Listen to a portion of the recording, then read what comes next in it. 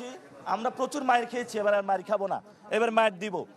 তবে অনেকেই ভোট ব্যাংকে শাপলাকলির বেশি সিল পড়ার কারণে অনেকে ভয় পাচ্ছে, এজন্য ভোট থেকে বেরিয়ে যাওয়ার চেষ্টা করবে। আমরা তাদেরকে বলবো খেলার মাঠে থাকুন, ভয় পাবেন না, 90 মিনিট খেলায় থাকুন এবং টেস্ট ম্যাচ খেলতে নামছি, খেলায় থাকবেন, খেলা থেকে উঠবেন না, ভয় পাবেন না, মাথায় হাত দিবেন না। খেলাতে যেহেতু নামছেন, খেলে তারপরে উঠবেন ইনশাল্লাহ। এই খেলায় শাপলাকলির জয় হবে ইনশাল্লাহ।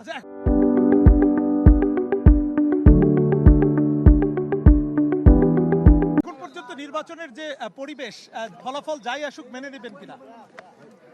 আমাদের তো মেনে নিতেই হবে, শুধু সুষ্ঠু নির্বাচন হয়, আর যদি না হয় তাহলে তো সেটা আমরা পরে দেখবো। এখন পর্যন্ত কি সুষ্ঠু মনে হচ্ছে?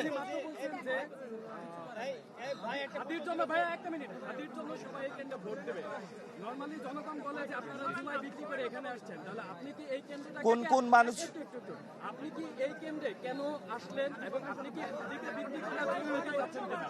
না, ভাই একটা প্রশ্ন ছিল ভাই, এদিকে পাটোয়ারি ভাই,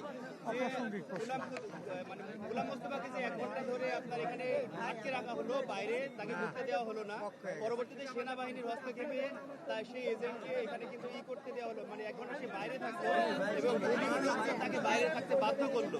অন্য কোনো সেন্টারে আপনার এই ধরনের সমস্যা হচ্ছে কিনা বা সেনাবাহিনী সেখানে কি পদক্ষেপ নিয়েছে?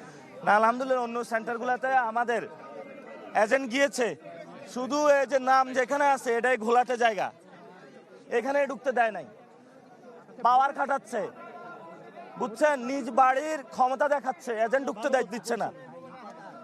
তো এইসব আমরা ভেঙে চুরে ইনশাল্লাহ খান খান করে দিব এই জালেম সাহেব। Thank you.